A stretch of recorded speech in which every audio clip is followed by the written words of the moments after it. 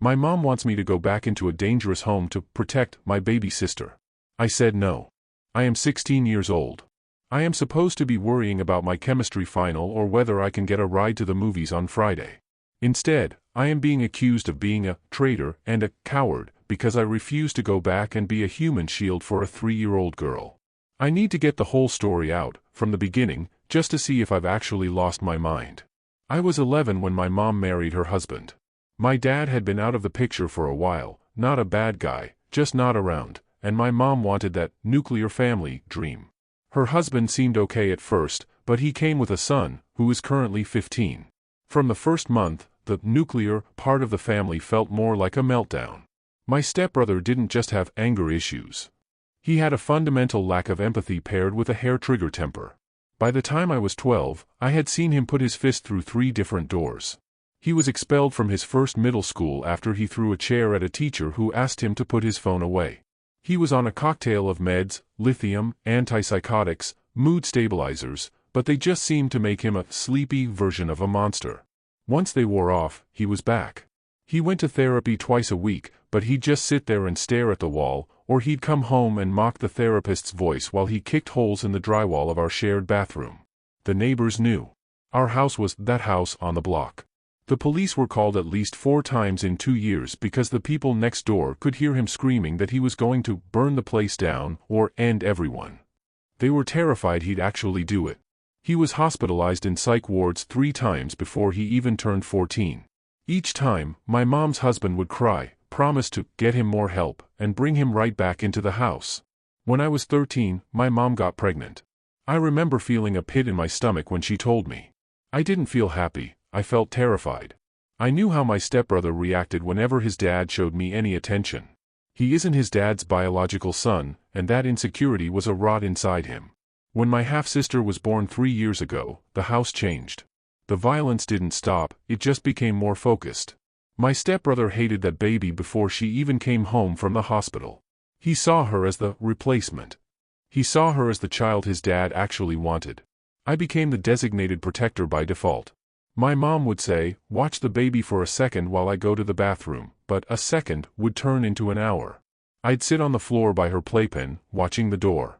I'd see my stepbrother linger in the hallway, staring at her with eyes that looked completely blank. Not angry, blank. That was scarier. I learned to read him like a weather map. If he was tapping his fingers, stay away. If he was humming to himself, lock the door. If he was silent, find the baby and hold her. My mom and her husband just called it brotherly adjustment. They were in total denial. I started calling CPS when I was 14. I did it from the school library so they couldn't track my phone. I told them everything, the threats, the bruising on my arms from him shoving me out of the way he would lean over the baby's crib and whisper things that made my skin crawl. CPS came out. They did. But my mom and her husband are good people on paper. They have jobs, the house is clean, and my stepbrother was in treatment. Every time the social worker left, my mom would turn to me and ask why I was trying to destroy our family. I begged my grandparents to take me. My dad's parents are the only stable thing I've ever had. They were ready. They had the spare room set up. But my mom blocked it. She told my grandparents, "If you take him, you have to take the baby too. I can't keep her safe without him here to help me." My grandparents are in their late 60s. My grandfather has a bad heart. They told her the truth, "We can save our grandson. We cannot raise a toddler and deal with the legal battle of a child who isn't ours. We don't have the strength or the right." Because they wouldn't take the baby, my mom forced me to stay. She literally used me as a buffer. She knew my stepbrother was less likely to attack the baby if I was there to take the hit first. It was a trade, my safety for the babies. Everything changed 6 months ago.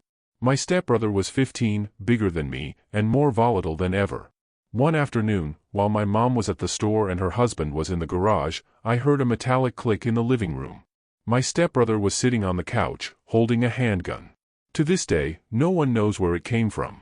He wasn't pointing it at me, but he was looking at the baby, who was napping in her swing. He was just looking at her. I didn't scream.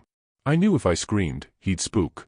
I just walked over, picked up the baby, went into my room, and locked the door. I called 911. That was the only thing that finally broke the denial. The police came, the gun was confiscated, his dad claimed it must have been a friend's, and CPS finally pulled the trigger. We were both removed. I went to my grandparents. My half-sister went to a foster home because my grandparents couldn't take her. For the first time in 5 years, I slept through the night. 3 months ago, my mom and her husband finished their safety plan. They did the parenting classes. They promised 24/7 supervision for my stepbrother. The state gave the baby back to them. But I refused to go. My grandparents hired a lawyer to ensure I could stay with them. The judge agreed that, at 16, my history of documented calls to CPS and the police made it clear that the home was not safe for me. Since then, my mom has made it her mission to make me feel like the worst human being on earth. She calls me and says things like, "She asks for you every day. He had a meltdown yesterday and broke her favorite toy. You should have been here to calm him down. If something happens to her, it's because you weren't there to stop it." She keeps trying to put the instinct to protect on me. She tells me that because I'm the big brother, her safety is my responsibility. She won't send the baby back to foster care because family stays together, and she won't leave her husband because she loves him. She's basically decided that the only solution to her dangerous life is for me to sacrifice mine. The reason I'm asking if I'm the AH is because I told her the truth during our last call. She was crying, telling me that my stepbrother had cornered the baby in the kitchen and she didn't know what to do. I told her, "Then call the police, Mom. Or leave. You are her mother. He is his father. I am a kid who is just trying to learn how to exist without a panic attack. I am not coming back to be your security guard. I don't feel guilty for being safe, and I don't feel responsible for what happens in a house you choose to stay in." She told me I was devoid of human emotion. She said I'm letting a baby be a victim because I'm selfish. And the part that scares me? I don't feel that visceral urge to save her. I feel a distant kind of pity, like you feel for a character in a sad movie, but I don't feel the need to go back. I feel like my protection meter has been on empty for so long that it just broke. I survived that house, and now I'm done. Am I the asshole? Is it my job to protect my half-sister because her parents are failing, or am I right to stay away and protect myself? Update. It has been a little over 4 months since I wrote my original post, and I honestly didn't expect anything to change this much or this fast. When I first sat at this same desk in my grandparents' guest room, everything still felt fragile, like one phone call could pull me right back into that house. I was sleeping better, but I still woke up some nights convinced I heard footsteps outside my door. I kept expecting chaos to follow me here. Instead, the chaos stayed where it always belonged, and eventually it started collapsing under its own weight. For a while after I refused to go back, things were quiet. My mom still called, still left voicemails layered with guilt, but there was a pattern to it. She would cry, describe some new incident involving my stepbrother, and end by telling me I was abandoning my sister. I stopped listening to the voicemails after a while because they all blurred together. My grandparents' lawyer advised me not to engage emotionally and to keep records of everything, so I saved them without replying. The calm didn't last. About 6 weeks ago, my mom filed for custody again. I didn't even know she could try that after the judge already allowed me to stay with my grandparents, but apparently she argued that the situation had stabilized and that I was being alienated from her by my grandparents. The paperwork painted a version of reality that barely resembled my life. According to her filing, my stepbrother was improving, therapy was successful, and the household was safe again. She claimed I was refusing to return because I had been influenced by fear narratives. Reading that felt surreal. It was like watching someone rewrite years of your life and expecting you to nod along. The worst part wasn't the legal filing itself. It was what she did publicly right after. She made a Facebook post. I didn't see it at first. A cousin messaged my grandparents asking if everything was okay, and that was how we found out. My mom had written a long post about how her teenage son had been manipulated into leaving home, how she was fighting to reunite her family, and how she was being painted as an abusive parent despite doing everything possible for a mentally struggling child. She never used my name, but everyone knew who she meant. The comments filled quickly. People from church, old neighbors, distant relatives, all offering sympathy, praising her strength, talking about how teenagers don't understand sacrifice. Some even suggested my grandparents had stolen me. I didn't expect it to hurt as much as it did. I thought I was numb to this stuff by now, but seeing strangers and relatives talk about me like I was an ungrateful runaway twisted something in my chest. It felt like being dragged back into that house without physically being there. My grandparents were furious, though they tried not to show it in front of me. My grandmother kept muttering that none of those people had ever heard the screaming through the walls. My grandfather called the lawyer immediately. The lawyer's advice surprised me. He didn't tell us to stay silent. He said the truth mattered now because my mom had taken this public. So for the first time, I told everything openly. Not online at first. I started with family members who reached out privately. I explained the hospitalizations, the police visits, the holes punched through doors, the CPS calls I made from school. I described the day with the gun in careful detail because that was the moment everything changed legally. I didn't exaggerate anything. I didn't insult my mom. I just laid out what happened and when it happened.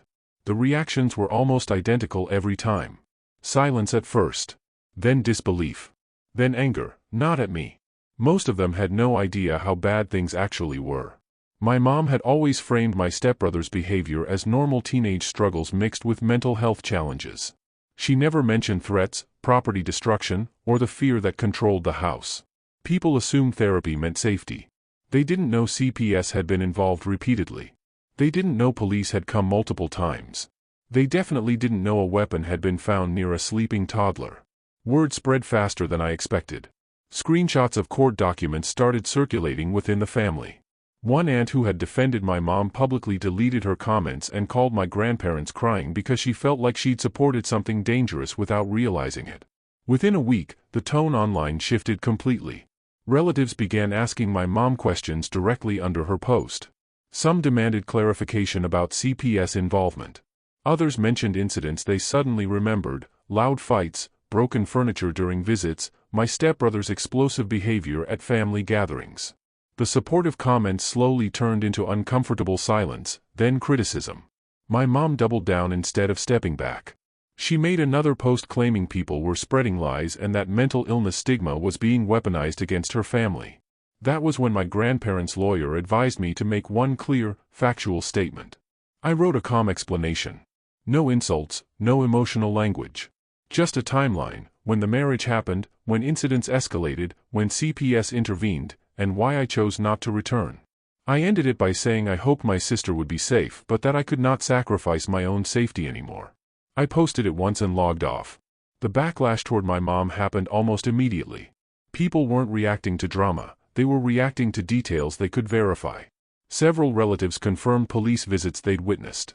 A neighbor commented privately to my grandparents saying they had called authorities themselves more than once because they feared someone would get seriously hurt. For the first time in years, I wasn't the one being blamed for the situation. Right in the middle of all this, something happened that I never expected. My dad showed up. I hadn't seen him in person in almost 6 years.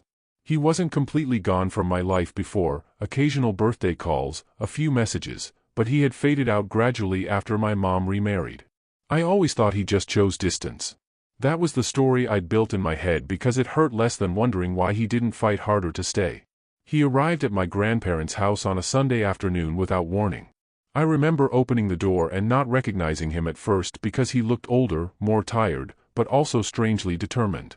My grandfather shook his hand like he'd been expecting him. Apparently, my grandparents had contacted him after the custody filing. We talked for hours that day. Not in a dramatic, emotional way. It was slow, awkward at first, like two people trying to rebuild a bridge from opposite sides. The truth about why he'd been absent was more complicated than I imagined. After my parents divorced, he lost his job during a company restructuring and ended up taking contract work overseas to stay financially afloat. Around the same time, there had been a legal dispute over custody and relocation that I never knew about. My mom had primary custody, and the court restricted his ability to move me without her agreement. When he took overseas work, visitation became inconsistent. According to him, communication with my mom deteriorated quickly. Calls went unanswered, schedules changed last minute, and eventually contact became limited to supervised arrangements that kept falling through. He admitted he made mistakes. He said he convinced himself I was stable and cared for, especially after my mom remarried and presented the new household as secure. He didn't realize how bad things were because every update he received minimized the problems. When I stopped answering calls during the worst years, he assumed I was angry with him rather than trapped in survival mode. The turning point for him was seeing my mom's Facebook post shared by a mutual acquaintance. Something about it felt wrong to him, and when he contacted my grandparents, they finally told him everything. He looked genuinely shaken hearing the full timeline from me directly. What changed everything was that he didn't come back just to apologize. He came back ready to act. He hired his own attorney and joined my grandparents' legal effort, not to take me away from them but to support my right to stay where I felt safe. His involvement added weight to the case because now both sides of my biological family were aligned. He gathered old records, communication logs, and proof of attempts he'd made over the years to stay involved. Piece by piece, the timeline started making sense legally in a way it never had before. The custody hearing last month felt completely different from the earlier ones. Instead of my mom presenting a controlled narrative uncontested, there was documentation from multiple sources. CPS reports, police records, therapist notes, and testimony from people who had witnessed incidents firsthand painted a consistent picture. My mom tried to argue that everything had improved and that family unity was essential for healing. The judge didn't dismiss her feelings, but he focused on patterns rather than promises. He pointed out that stability isn't proven by intentions but by sustained change over time. When asked directly whether I wanted to return, I said no without hesitation. I explained that I loved my sister but could not function in an environment where I felt responsible for preventing violence. Saying it out loud in court felt strange, like finally admitting something I'd carried silently for years. The ruling came a week later. The custody petition was denied. The judge reaffirmed my placement with my grandparents and added additional protections limiting pressure or harassment intended to force my return. My mom wasn't stripped of parental rights, but the court made it clear that my well-being required distance from that household for now. Afterward, something unexpected happened again. My mom stopped calling. At first I thought she was planning something else, another escalation, but weeks passed with nothing. No voicemails, no guilt messages. The silence felt heavier than the chaos had been. Part of me kept waiting for anger to replace it, but mostly I felt relief mixed with sadness. I still think about my sister constantly. That part hasn't changed. I ask for updates through approved channels, and I know she's physically okay right now. Social workers remain involved, and there are stricter monitoring requirements in place because of everything that surfaced during the case. My relationship with my dad is still new and fragile, but he's been consistent in a way I didn't expect. He visits regularly, helps with school planning, and treats my grandparents with respect instead of trying to replace them. He told me he isn't here to rewrite the past, only to show up for the future. For the first time, my life feels like it has a timeline that moves forward instead of looping through the same crisis. I still struggle with guilt sometimes. That hasn't magically disappeared. There are moments when I wonder whether I should have endured longer for my sister's sake. Then I remember something my therapist said recently: protecting yourself isn't abandonment when the responsibility never belonged to you in the first place. The biggest difference now is that people finally understand what was happening behind closed doors. The secrecy that protected the situation is gone. My mom tried to rally support by telling part of the story, and instead the full truth came out. I don't feel like a hero. I don't feel brave. Mostly I feel tired, like someone who ran a marathon they never signed up for and finally crossed a finish line they couldn't see before. For the first time since I was 11, I'm learning what normal problems look like. Homework stress. Arguments about curfew. Planning for college instead of planning escape routes. The ceiling fan still hums at night, but now it's just a sound, not a warning. And maybe the strangest part is realizing that safety feels unfamiliar at first. It takes time to believe it's real. I don't know what will happen with my mom long term. I don't know whether she'll ever accept that loving someone doesn't mean sacrificing another child to keep the peace. What I do know is that the story finally stopped being told for me. I got to tell it myself, and once people heard the whole thing, everything shifted. Thanks for watching. Don't forget to like, share, and subscribe to Daily Tales Update for more such stories.